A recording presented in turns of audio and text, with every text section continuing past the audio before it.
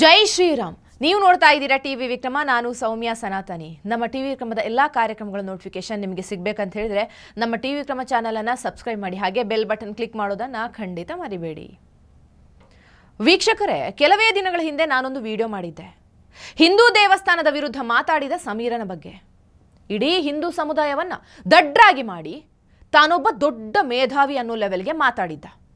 ಈತನ ಅಜೆಂಡಾ ಏನು, ಅವನ ಪ್ರತಿ ವಿಡಿಯೋ ಹಿಂದಿನ ಉದ್ದೇಶ ಏನು, ಹೇಗೆ ಜನರನ್ನ ಯಾಮಾರಿಸಿ ತಾನು ಹೇಳಿದ್ದೇ ಸತ್ಯ ಅನ್ನೋದನ್ನ ನಂಬಿಸ್ತಾ ಇದ್ದ.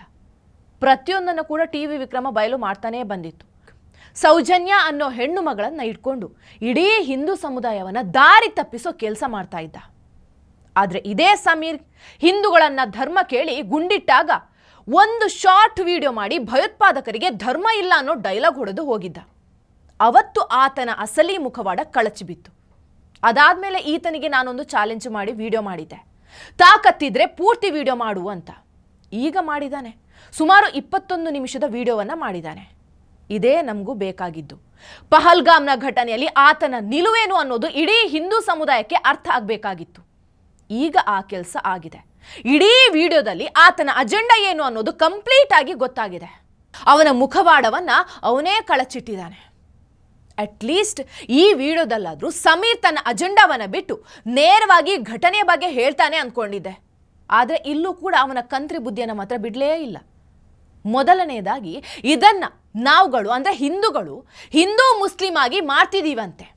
ಪಾಕಿಸ್ತಾನಕ್ಕೆ ನಾವು ಕಿತ್ತಾಡೋದೇ ಬೇಕಾಗಿತ್ತಂತೆ. ಮಿಸ್ಟರ್ ಸಮೀರ್ ಪ್ರತಿ ಮಾತಿನಲ್ಲೂ ಪಾಕಿಸ್ತಾನದ ಕಚಡಗಳು, ಪಾಕಿಸ್ತಾನದಿಂದ ಬಂದ ಉಗ್ರರು ಅಂತಲೇ ಹೇಳ್ತಾನೆ. ಆದರೆ ಅದೇ ಟೀಮ್ನಲ್ಲಿ ಆದಿಲ್ ಥೋಕರ್ ಅನ್ನೋ ಭಯೋತ್ಪಾದಕ ನಮ್ಮದೇ ಕಾಶ್ಮೀರದವನು. ಯಾಕೆ ಇಂಥ ಕೆಲಸ ಮಾಡಿದ್ರಿ ಅನ್ನೋ ಪ್ರಶ್ನೆ ಕೇಳೋದೇ ಇಲ್ಲ. ಅದೇ ಯಾರೋ ಒಬ್ಬ ಆದಿಲ್ ಉಗ್ರನ ಕೈಯಲ್ಲಿ ಬಲಿಯಾಗಿದ್ದು ಈತನಿಗೆ ಕಾಣಿಸ್ತು, ಸಹಾಯ ಮಾಡಿದ್ದೂ ಕಾಣಿಸ್ತು, ಅವನನ್ನು ಹೊಗಳ್ತಾನೆ. ಆದರೆ ಭಯೋತ್ಪಾದಕರಿಗೆ ಬೆಂಬಲ ನೀಡಿದಂಥ ಕಾಶ್ಮೀರದ ಮುಸಲ್ಮಾನರ ಬಗ್ಗೆ ಮಾತಾಡೋದೇ ಇಲ್ಲ. ಹೋಗ್ಲಿ, ಇಲ್ಲೇ ನಮ್ಮ ಕರ್ನಾಟಕದಲ್ಲಿ ಪಾಕಿಸ್ತಾನ್ ಜಿಂದಾಬಾದ್ ಅಂದ್ರಲ್ವಾ, ಆ ವಿಷಯ ಹೇಳೋದೇ ಇಲ್ಲ. ಕಲ್ಬುರ್ಗಿಯಲ್ಲಿ ಕಂಡ ಪಾಕ್ ಪ್ರೇಮಿಯ ಬಗ್ಗೆಯೂ ಮಾತಾಡೋದೇ ಇಲ್ಲ. ಅಂದ್ರೆ ಇವನ ಉದ್ದೇಶ ಏನು? ಸಮೀರ್ ಈ ವಿಡಿಯೋದಲ್ಲಿ ಮೊದಲಿಂದಲೂ ಮೋದಿಯದ್ದೇ ತಪ್ಪು, ಇದು ಇಂಟೆಲಿಜೆನ್ಸ್ ಫೇಲ್ಯೂರ್ ಅನ್ನೋದನ್ನ ಜನರ ಕಿವಿಯಲ್ಲಿ ಊದೋ ಕೆಲಸ ಮಾಡಿದ್ದ. ಇಷ್ಟು ಹೇಳೋನು ಹಿಂದೆ ಎಷ್ಟು ದಾಳಿ ಆಗಿತ್ತು, ಈಗ ಎಷ್ಟು ಉಗ್ರ ದಾಳಿ ಆಗ್ತಾ ಇದೆ ಅನ್ನೋದನ್ನ ಮಾತಾಡೋದೇ ಇಲ್ಲ. ಅಷ್ಟೆಲ್ಲ ಇಂಟೆಲಿಜೆನ್ಸ್ ಬಗ್ಗೆ ಮಾತಾಡೋ ಸಮೀರ್, ನೀನು ಅಷ್ಟೊಂದು ಸಾಚ ಆಗಿದ್ರೆ ಸುಹಾಸ್ ಶೆಟ್ಟಿಯನ್ನ ಕೊಂದ್ರಲ್ವಾ, ಅದರಲ್ಲಿ ಸರ್ಕಾರದ ಲೋಪದ ಬಗ್ಗೆ ಮಾತಾಡು ನೋಡೋಣ. ಸಮೀರ್ ಎಂಡಿಯ ಈ ವಿಡಿಯೋದಲ್ಲಿ ಸ್ಪಷ್ಟವಾಗಿ ಗೊತ್ತಾಗ್ತಾ ಇದೆ, ಈ ಬಾರಿ ಆತ ಟಾರ್ಗೆಟ್ ಮಾಡಿದ್ದು ಮೋದಿಜಿಯನ್ನ. ಬಿಹಾರದ ಎಲೆಕ್ಷನ್ ಬ್ಯುಸಿಯಲ್ಲಿದ್ರು ಮೋದಿಯವರು ಅಂತ ಹೇಳ್ತಾನೆ. ಮಿಸ್ಟರ್ ಸಮೀರ್, ದೇಶದ ಪ್ರಧಾನಮಂತ್ರಿ ಯಾವಾಗ ಎಲ್ಲಿರ್ಬೇಕು ಹೇಗಿರ್ಬೇಕು ಅನ್ನುವಷ್ಟು ದೊಡ್ಡವನಾಗಿ ಬಿಟ್ಟಿಯೇ ನೀನು. ಮಿಸ್ಟರ್ ಸಮೀರ್, ನೀವು ಹೇಳ್ದಾಗೆ ಕೇಳೋದಕ್ಕೆ, ನೀವು ಹೆದರಿಸಿದಾಗ ಹೆದರೋದಕ್ಕೆ ಅವರು ನಿಮ್ಮ ಸಿದ್ದರಾಮಯ್ಯ ಸಾಹೇಬ್ರಲ್ಲ, ನರೇಂದ್ರ ಮೋದಿಜಿ. ಅವರು ಸರಿಯಾಗಿದ್ದನ್ನೇ ಮಾತಾಡ್ತಾರೆ, ಮಾಡ್ತಾರೆ ಕೂಡ.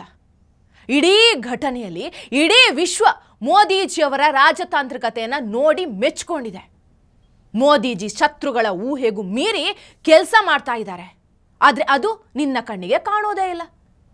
ಇನ್ನೊಂದು, ಬಿಹಾರದ ಎಲೆಕ್ಷನ್ ಬಗ್ಗೆ ಮಾತಾಡ್ತಾನೆ. ಸಮೀರ್, ಇಂಥ ದುರ್ಬುದ್ಧಿಯ ಆಲೋಚನೆ ನಿಮ್ಮಂಥವರನ್ನು ಬಿಟ್ಟರೆ ಬೇರೆಯವರಿಗೆ ಬರೋದಕ್ಕೆ ಸಾಧ್ಯವೇ ಇಲ್ಲ. ಇಡೀ ದೇಶ 26 ಜನರ ಸಾವಿನ ನೋವಿನಲ್ಲಿದ್ರೆ ನಿನಗೆ ಎಲೆಕ್ಷನ್ ಚಿಂತೆ ಶುರುವಾಗಿತ್ತು. ಇಂಥ ಸಮಯದಲ್ಲಿ ಸರ್ಕಾರದ ಜೊತೆ ನಿಲ್ಬೇಕಾಗಿದ್ದು ಪ್ರತಿಯೊಬ್ಬ ಭಾರತೀಯನ ಕರ್ತವ್ಯ. ಆದರೆ ಈತ ಮೋದಿಯವರನ್ನ ಇಡೀ ಘಟನೆಯಲ್ಲಿ ಸಿಕ್ಕಿಸಿ ಹಾಕೊಳ್ಳೋ ಪ್ರಯತ್ನ ಮಾಡ್ತಾನೆ. ಇದೆಲ್ಲದರ ನಂತರ ದೊಡ್ಡದಾಗಿ ಸಿಂಧೂ ನದಿಗೆ ಡ್ಯಾಮ್ ಇಲ್ಲ, ಡ್ಯಾಮ್ ಕಟ್ಟೋದಕ್ಕೆ ಅಷ್ಟು ಸಮಯ ಬೇಕು, ಇಷ್ಟು ಸಮಯ ಬೇಕು ಅಂತ ಕತೆ ಹೊಡಿತಾನೆ. ಮಿಸ್ಟರ್ ಸಮೀರ್, ಸಿಂಧೂ ನದಿಯ ಡ್ಯಾಮ್ ಬಗ್ಗೆ ಜನರನ್ನ ಯಾಮಾರಿಸ್ತಾ ಇರೋದು ನೀನು. ಎಸ್, ಅದೇ ಜನರ ಮುಗ್ಧತೆಯನ್ನ ಬಂಡವಾಳ ಮಾಡಿಕೊಂಡು ಈತ ಯಾಮಾರಿಸ್ತಾ ಇದ್ದಾನೆ. ಈ ವಿಡಿಯೋದಲ್ಲಿ ಈತನ ಉದ್ದೇಶ ಮೋದಿಯವರ ವಿರುದ್ಧ ಹಿಂದೂಗಳನ್ನು ಎತ್ತಿ ಕಟ್ಟೋದು. ಇದು ಸ್ಪಷ್ಟವಾಗಿ ಕಾಣಿಸುತ್ತೆ. ಮೊದಲಿಂದಲೂ ಅದನ್ನೇ ಮಾಡಿಕೊಂಡು ಬಂದಿದ್ದಾನೆ ಕೂಡ. ಫಸ್ಟ್ ಪಾಯಿಂಟ್, ಭಾರತ ಸರ್ಕಾರ ಸಿಂಧೂ ನದಿ ಒಪ್ಪಂದ ಮುರಿದಿದ್ದೀವಿ ಅನ್ನೋದಾಗಿ ಪ್ರೆಸ್ ನೋಟ್ ಮಾಡಿದೆ. ಅವರೆಲ್ಲೂ ಕೂಡ ಸಿಂಧೂ ನದಿ ನೀರನ್ನ ನಿಲ್ಲಿಸಿದೀವಿ ಅಂತ ಹೇಳಲೇ ಇಲ್ಲ. ಫಸ್ಟ್ ಆಫ್ ಆಲ್ ನಿಮಗೂ ಕನ್ಫ್ಯೂಷನ್ ಇದ್ರೆ ಈ ಸಿಂಧೂ ನದಿ ಒಪ್ಪಂದ ಅಂದ್ರೆ ಏನು ಅನ್ನೋದನ್ನ ಹೇಳ್ತೀನಿ ಕೇಳಿ. ಭಾರತ ಹಾಗೂ ಪಾಕಿಸ್ತಾನದ ನಡುವೆ ಒಂದು ವರ್ಲ್ಡ್ ಬ್ಯಾಂಕ್ನಲ್ಲಿ ಒಂದು ಒಪ್ಪಂದ ಆಗತ್ತೆ. ಅವತ್ತು ಪ್ರಧಾನಿ ಜವಾಹರ್ಲಾಲ್ ನೆಹರು ಹಾಗೂ ಅವತ್ತಿನ ಪಾಕ್ ಪ್ರಧಾನಿ ಫಿರೋಜ್ ಖಾನ್ ಒಪ್ಪಂದಕ್ಕೆ ಸಹಿ ಹಾಕ್ತಾರೆ. ಭಾರತದ ಹಿಮಾಲಯದ ತಪ್ಪಲಿನಿಂದ ಪಾಕಿಸ್ತಾನಕ್ಕೆ 6 ನದಿಗಳು ಹರಿಯುತ್ತೆ.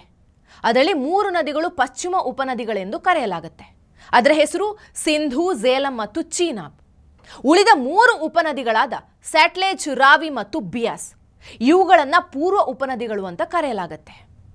ಈ ಎಲ್ಲ ನದಿಗಳು ಭಾರತದಲ್ಲಿ ಹುಟ್ಟಿ ಇಲ್ಲಿ ಸ್ವಲ್ಪ ದೂರ ಹರಿದು ನಂತರ ಪಾಕಿಸ್ತಾನದ ಮೂಲಕ ಸಾಗಿ ಅರಬ್ಬಿ ಸಮುದ್ರವನ್ನು ಸೇರ್ಕೊಳ್ತಾ ಇದ್ವು. ನ್ಯಾಯವಾಗಿ ಭಾರತಕ್ಕೆ ಈ 6 ನದಿಗಳ ಮೇಲೆ ಹಕ್ಕು ಇತ್ತು. ನಾವು ಬಳಸ್ಕೊಂಡು ಕೊನೆಗೆ ಮಿಕ್ಕ ನೀರನ್ನು ಪಾಕಿಸ್ತಾನಕ್ಕೆ ಬಿಡಬಹುದಿತ್ತು. ಆದರೆ ಅವತ್ತು ಇಂಡಿಯಾ ಹಾಗೂ ಪಾಕಿಸ್ತಾನದ ನಡುವೆ ಒಂದು ಒಪ್ಪಂದ ಆಗತ್ತೆ. ಪಶ್ಚಿಮ ಉಪನದಿಗಳು ಪಾಕಿಸ್ತಾನಕ್ಕೆ, ಹಾಗೆ ಉಳಿದ 3 ಪೂರ್ವ ಉಪನದಿಗಳಾದ ಸ್ಯಾಟ್ಲೇಜ್, ರಾವಿ ಹಾಗೂ ಬಿಯಾಸ್ ಭಾರತಕ್ಕೆ ಎಂದ ಒಪ್ಪಂದವನ್ನು ಮಾಡಿಕೊಂಡ್ರು. ಇದನ್ನ ಇಂಡಸ್ ವಾಟರ್ ಟ್ರೀಟಿ ಅಂತ ಕರೀತಾರೆ. ಇಂಡಸ್ ವಾಟರ್ ಅಂದರೆ ಕೇವಲ ಸಿಂಧೂ ನದಿ ಅಷ್ಟೇ ಅಲ್ಲ. ಸೊ ಇಂಡಸ್ ವಾಟರ್ ಟ್ರೀಟಿ ಮುರಿದು ನೀರು ನಿಲ್ಲಿಸಿದೀವಿ ಅಂದರೆ ಅದು ಕೇವಲ ಸಿಂಧೂ ನದಿಯಿಂದ ಆಗಬೇಕು ಅಂತ ಏನಿಲ್ಲ. ಇಷ್ಟು ಗೊತ್ತಿಲ್ಲದ ಮುಟ್ಟಾಳ ನೀನು. ದೊಡ್ಡದಾಗಿ ಮೋದಿಜಿ ವಿರುದ್ಧ ಜನರನ್ನ ಎತ್ತಿ ಕಟ್ಟೋ ಕೆಲಸ ಮಾಡ್ತಾನೆ. ಆ್ಯಂಡ್ ಸಿಂಧೂ ನದಿ ಒಪ್ಪಂದ ಅಂದರೆ ಬರೀ ನೀರು ಬಿಡೋದು, ತಡೆಯೋದು ಅಲ್ಲ.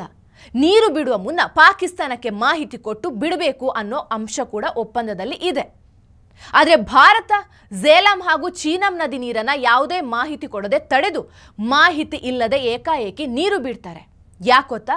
ಪಾಕಿಸ್ತಾನಕ್ಕೆ ಬುದ್ಧಿ ಕಲಿಸಬೇಕು ಅಂತ. ಅಷ್ಟಕ್ಕೂ ಸಮೀರ್ ಎಂಡಿ ಈ ವಿಡಿಯೋದಲ್ಲಿ ಎಲ್ಲೂ ಕೂಡ ಆತನಿಗೆ ಭಾರತದ ಮೇಲೆ ಇರುವಂಥ ಪ್ರೇಮ ಕಾಣಲೇ ಇಲ್ಲ. ಆತನ ಪ್ರತಿ ಮಾತಿನಲ್ಲೂ ಪಾಕ್ ಪ್ರೇಮ ಇತ್ತು. ಭಾರತ ಪಾಕಿಸ್ತಾನಕ್ಕೆ ಏನೇನೂ ಮಾಡಿಲ್ಲ ಅನ್ನೋದನ್ನ ಹೆಮ್ಮೆಯಿಂದ ಹೇಳ್ತಾನೆ. ಇಂಥ ಪಾಕ್ ಪ್ರೇಮಿ ಧರ್ಮಸ್ಥಳ ಕ್ಷೇತ್ರದ ವಿರುದ್ಧ ಮಾತಾಡಿದ್ದಂದ್ರೆ ಅವನ ಉದ್ದೇಶ ಏನು ಅಂತ ಅರ್ಥ ಮಾಡ್ಕೊಳ್ಳಿ.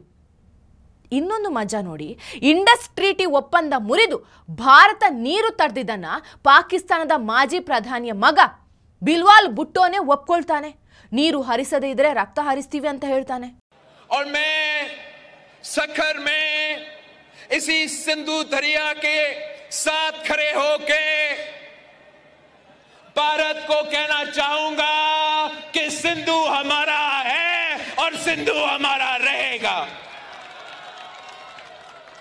या इस दरिया से हमारा पानी बहेगा या उनका खून बहेगा. ಆದರೆ ಈ ಸಮೀರನಿಗೆ ಭಾರತದ ಮೇಲೆ ನಂಬಿಕೆನೇ ಇಲ್ಲ. ನಮ್ಮಲ್ಲಿ ಡ್ಯಾಮೇ ಇಲ್ಲ ಅಂತ ಆಡ್ಕೊಳ್ತಾನೆ. ಇದು ಇವನ ಅಸಲಿ ಮುಖ. ಪಹಲ್ಗಾಮ್ನಲ್ಲಿ ಸರ್ಕಾರದ ಇಂಟೆಲಿಜೆನ್ಸ್ ಬಗ್ಗೆ ಮಾತಾಡ್ತಾನೆ. ಅದೇ ಕಾಶ್ಮೀರದಲ್ಲಿ ಪದೇ ಪದೇ ಯಾಕೆ ಹೀಗಾಗುತ್ತೆ, ಅಲ್ಲಿನ ಮೂಲ ಸಮಸ್ಯೆ ಏನು, ಮುಸ್ಲಿಮರು ಯಾಕೆ ಉಗ್ರರಾಗ್ತಾರೆ ಅನ್ನೋದನ್ನ ಹೇಳೋದೇ ಇಲ್ಲ. ಇಂಥವನ ವಿಡಿಯೋವನ್ನ ಇನ್ನೂ ನೋಡಿಕೊಂಡು ವಾವ್ ಸಮೀರ್ ಏನು ಮಾತಾಡ್ತಾನೆ ನೋಡಿ ಅಂತ ಇನ್ನೂ ಕೂಡ ನೀವು ಹೇಳ್ತಾ ಇದ್ರೆ ನಿಮ್ಮಷ್ಟು ಮೂರ್ಖರು ಮತ್ತೊಬ್ಬರಿಲ್ಲ, ಅರ್ಥ ಮಾಡ್ಕೊಳ್ಳಿ. ಟಿವಿ ವಿಕ್ರಮ, ದೇಶ ನಿಮ್ಮ ಕೈಯಲ್ಲಿ. ಈ ಕಾರ್ಯಕ್ರಮ ನಿಮಗೆ ಇಷ್ಟ ಆಗಿದ್ದಲ್ಲಿ ಲೈಕ್, ಶೇರ್ ಹಾಗೂ ಕಮೆಂಟ್ ಮಾಡಿ. ಟಿವಿ ವಿಕ್ರಮದ ಕಾರ್ಯಕ್ರಮಗಳನ್ನು ನಿರಂತರವಾಗಿ ವೀಕ್ಷಿಸಲು ಸಬ್ಸ್ಕ್ರೈಬ್ ಮಾಡಿ, ಬೆಲ್ ಐಕನ್ ಒತ್ತಿ.